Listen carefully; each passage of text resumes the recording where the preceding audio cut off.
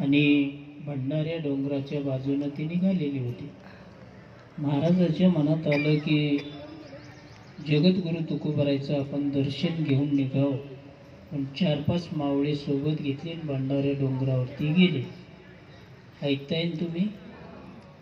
कुठे गेले? भंडारा डोंगर. किती डोंगर आहेत तिथं? 3 डोंगर आहेत. एक भामचंद्र, एक भंडारे आणि एक घोराडेश्वर, असे 3 डोंगर आहेत. आणि महाराजांच्या मनात आलं की त्या डोंगरावरती ते भजन करण्यासाठी जायचे. आणि मग भाकरी घेऊन कोण जायचं? हो, काही काही लोक सांगतात जिजाबाई भांडखोर होती, पण हे चुकीचं आहे बरं. अगोदर नवऱ्याला जीव घातल्याशिवाय जिजाबाई जेवत नव्हत्या.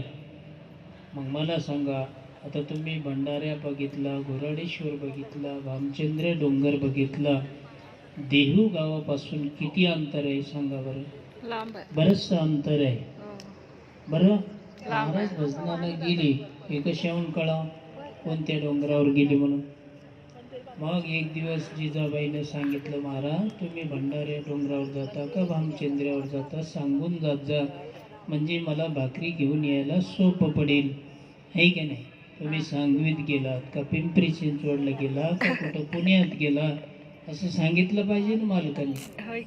मग महाराज म्हणले, अगावले मी देहावरच नसतो, कारण भजनाच्या तल्लीन होऊन मी कोणत्या डोंगरावर जातो मला सांगता येत नाही, पण तुझी अडचण दूर व्हावी म्हणून एक काम कर, देहू गावाच्या पुढे गेल्यानंतर 3 वाटा फुटतात आणि त्या वाटेला कान लावायचा.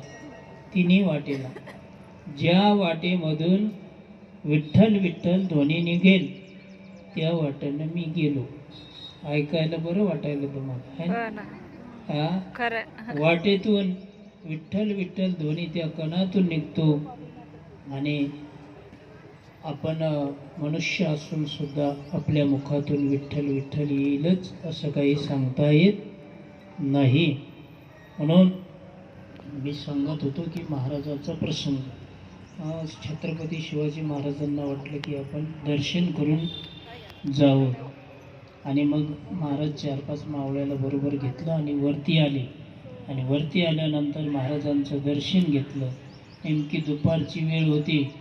आणि तुकोबाराय म्हटली, महाराज आता योगायोगान तुम्ही आलेलाच आहात, तर आता आपण भोजन करूया, भोजन करून जा. आणि असं म्हटल्याबरोबर शिवाजी महाराज विचार करू लागले की माझ्यासोबत 400-500 मावळे आहेत आणि भाकरी तर किती आहेत महाराजांच्या असून किती, 4 असतील, नाही तर 3 असतील, नाही तर 5 असतील. आणि मग त्यांनी सांगितलं माझ्याबरोबर 400-500 मावळे आहेत आणि मी त्यांना सोडून खात नाही. असं कोण म्हणायचं? शिवाजी महाराज. राजे म्हणायचे त्या काळातली राजे. आताची राजे एकटे. मग ते म्हणले मी मावळे सोडून जेवणार नाही. तुकोबारायने सांगितलं जेवढे मावळे असतील तेवढ्यांना बोलवा. राजे विचार करू लागले की आता कसं काय महाराज जेव घालणार.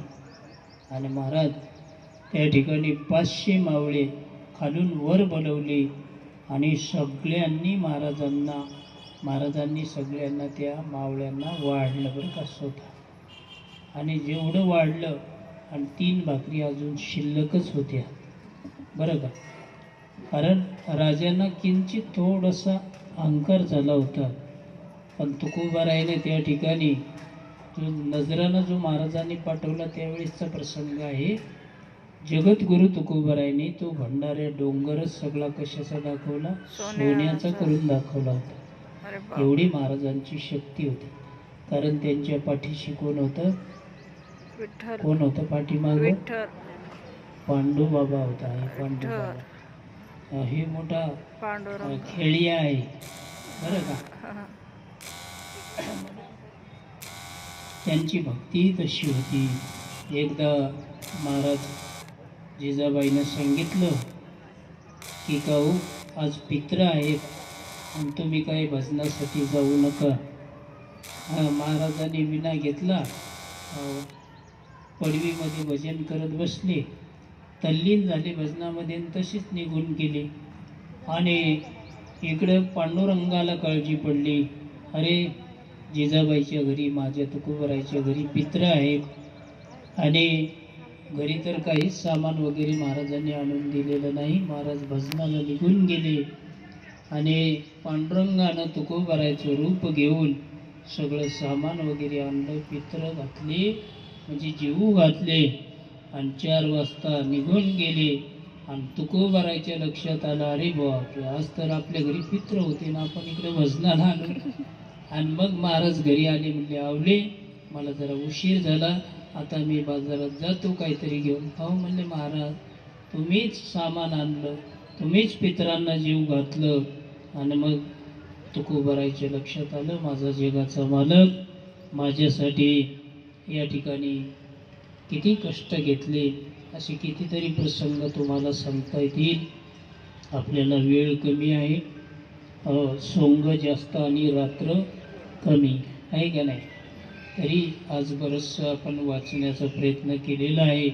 म्हणून कोणतंही कार्य करीत असताना, कोणतेही कर्म करीत असताना